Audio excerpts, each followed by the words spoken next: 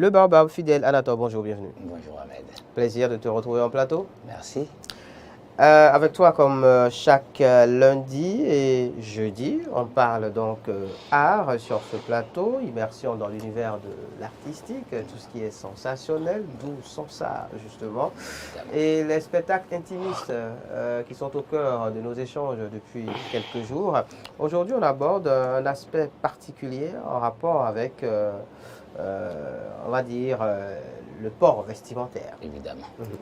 Bonjour chers téléspectateurs, bonjour Ahmed. Merci. Bonjour à la maison Eden TV.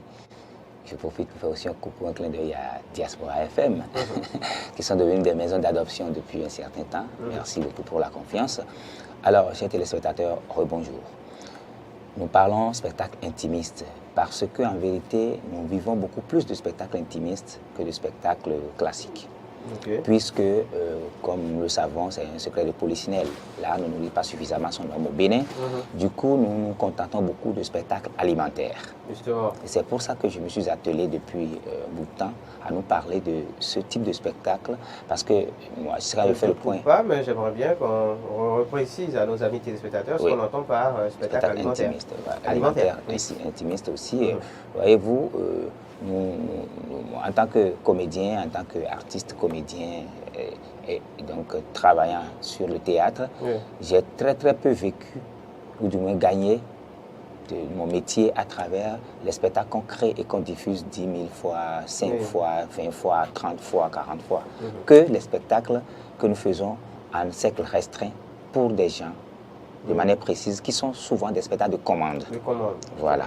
Et donc, c'est de ces spectacles de commande que je parle pour la plupart du temps. Bon, quand nous qui avons des espaces culturels, des fois, on reçoit des gens qui veulent visiter l'espace et savoir ce qu'on fait.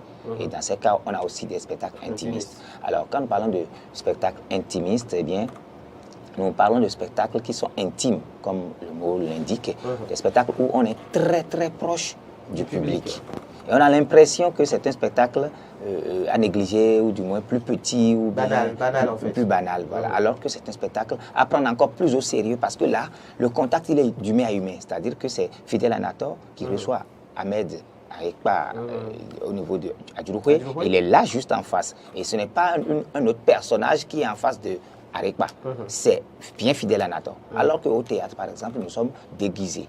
Nous sommes derrière un masque, nous sommes derrière un personnage. Je viens jouer le vieillard qui attend sa mort et qui se plaint et tout pendant 15 minutes tout seul sur scène. Et le public est un peu à l'écart, au moins à 4-5 mètres, un peu éloigné. Et vous êtes caché, Fidèle Anator est caché dans un masque, derrière un personnage qui est un vieillard, qu'il n'est pas en réalité. Là, il n'y a pas de problème.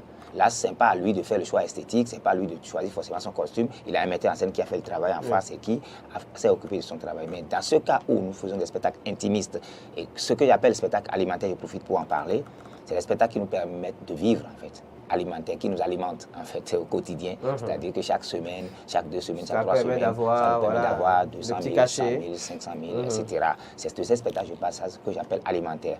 Et c'est des spectacles qui nous sont souvent commandés. Et pour la plupart du temps, ceux qui commandent ces spectacles nous mettent des pressions, alors que des fois, on n'est pas très bien inspiré. C'est très compliqué. Donc, c'est un autre pan dont nous allons parler certainement ici, sans ça, parce que c'est à cela que Sansar est dédié. Mais donc, spectacle alimentaire, voilà ce que c'est.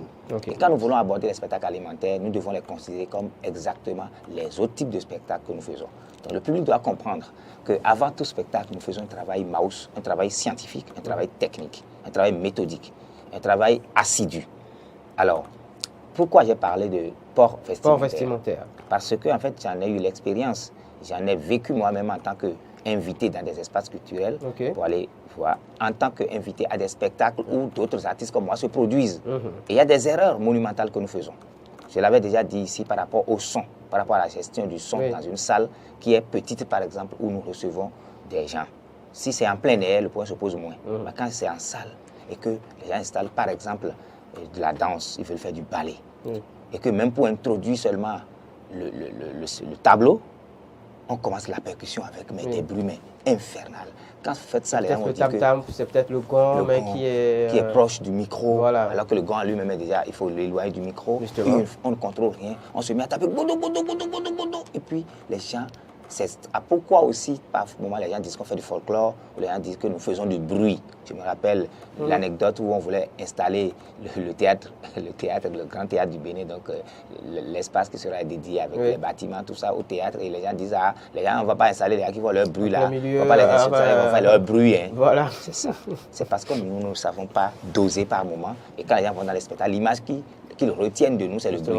Parce que le gars, il a un certain âge, il a 65 ans, 70 ans, et il est assis. Et subitement, on vous lance, et ça fait t'as ses oreilles, il tique. Et ça peut même l'amener à trépasser. À faire une crise. Ah ben oui, hein. Donc ça fait que nous devons contrôler cet aspect-là. Mais alors, le port vestimentaire en lui-même, ça c'est sérieux. Je nous dis, c'est très sérieux parce que vous avez des gens qui sont agressés par certaines couleurs. D'accord. Alors, si c'est des enfants, il n'y a pas de problème. Le port vestimentaire, il est plus simple. En couleur, je veux dire. Donc, j'aborde l'aspect couleur d'abord et après, j'aborderai d'autres aspects. Ok. L'aspect couleur. Les enfants, ils aiment les couleurs chatoyantes. Les couleurs vives, qui sont attrayantes. Et dans ces cas, on peut analyser pour voir quel type de public on veut les rencontrer, quel âge. Et selon les tranches d'âge, il y a des types de couleurs. D'accord. Selon les tranches d'âge, il y a des types de couleurs qu'il est choisir. Voilà, donc il y a l'andragogie qui s'occupe beaucoup plus de ça, pour voir comment est-ce qu'on traite les enfants, comment on fait les jeux avec les enfants et tout ça. Et dans ces cours-là, c'est pour ça que l'art est un métier vrai et à part entière. Parce que ça s'étudie, ça. Et ça, là, ça s'étudie à l'école de théâtre, à l'école d'art, où on nous parle des couleurs en fonction des tranches d'âge. Quand c'est des mélanges, comment on peut aussi faire, il faut aussi mélanger. Et c'est pour ça aussi que le théâtre, les arts sont onéreux, parce que, eh bien, il y a des dépenses à tout moment. C'est-à-dire qu'en vérité, pour chaque spectacle, on doit coudre des costumes spécifiques. Parce que voici, nous changeons de tranche d'âge, nous avons déjà joué pour des enfants qui ont de 5 à 8 ans, nous devons jouer pour des enfants de 8 à 12 ans, ce n'est pas les mêmes gammes de couleurs. Il faut aussi faire peut-être le même costume, mais dans un autre ton, dans une autre couleur. Alors, quand il s'agit d'adultes, que vous voulez accueillir des adultes, qu'est-ce que moi je fais souvent? Je demande à l'équipe qui veut venir, quelles sont vos préférences de couleurs? D'accord. Et c'est en fonction de ces préférences de couleurs que moi, je vois dans ma garde-robe, ou du moins dans nos costumes. S'il n'y en a pas, je fais quelques pans de choses qui vont les attirer, qui vont rester dans leur ton de couleur, que j'ajoute à d'autres, et je fais des mariages de couleurs. Alors, j'ai voulu en parler, et pour les téléspectateurs, pour qu'ils sachent que nous faisons un métier sérieux. Pour que si leurs enfants sont dans ces métiers, qu'ils sachent que c'est un métier onéreux et qu'il faut qu'ils les accompagnent. Et que je parle en même temps, non seulement aux téléspectateurs, mais aussi aux sponsors, aux partenaires, pour dire, chaque fois que vous nous voyez nous produire, sachez que c'est du boulot derrière et en même temps aussi des moyens financiers derrière. Et je parle à mes frères jeunes artistes comme moi, plus jeunes que moi, et les aînés, que nous devons toujours tenir compte des couleurs en fonction de la cible que nous avons en face de nous. Et quand nous tenons compte de ces couleurs, nous devons aussi, si nous allons trouver ces couleurs ou ces costumes qui correspondent à ce que nous voulons dans notre garde-robe ou dans nos costumes, nous devrions maintenant les soigner. Je l'avais déjà dit brièvement l'autre fois. Nous devons soigner ces costumes-là. Et nous devons donc les revoir, les bouger pour voir si entre-temps, quand on les a parqués, il n'y avait pas des cafards qui sont glissés quelque part. Parce que dans les poches, vous retrouvez des cafards. J'ai assisté à ça. C'est pour ça que je tiens à parler de ça. Et ça sort, et ça commence pas à faire. Et puis ça rentre sous les spectateurs. Il y a des dames dedans qui soulèvent. Ça casse l'ambiance. Toi-même, tu es déphasé et tout.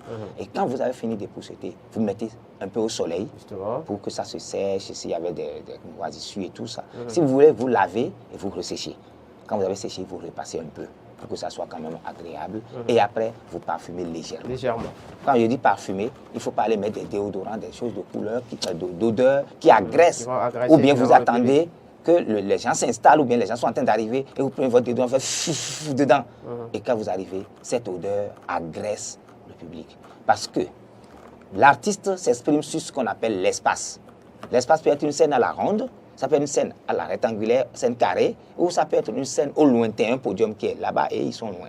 Mais dans cet espace qui est tout ce qui est perceptible au départ des limites fixées, et donc tout ce qui fait intervenir nos 5 sens, eh bien ça veut dire que si nous devons avoir un port vestimentaire, ce port vestimentaire doit tenir compte de tous ces aspects, le toucher, le goût, l'odorat, l'ouïe. On peut dire qu'est-ce que le goût vient chercher, on peut dire qu'est-ce que disons ce qui concerne la peau vient chercher, notre corps vient chercher. Mais si toi-même tu portes un costume qui te pique par l'intérieur, C'est pour ça aussi qu'il faut essayer d'essayer le costume aussi. Pour que si le couturier a oublié des épingles dedans, ça arrive souvent, Justement. on puisse les enlever.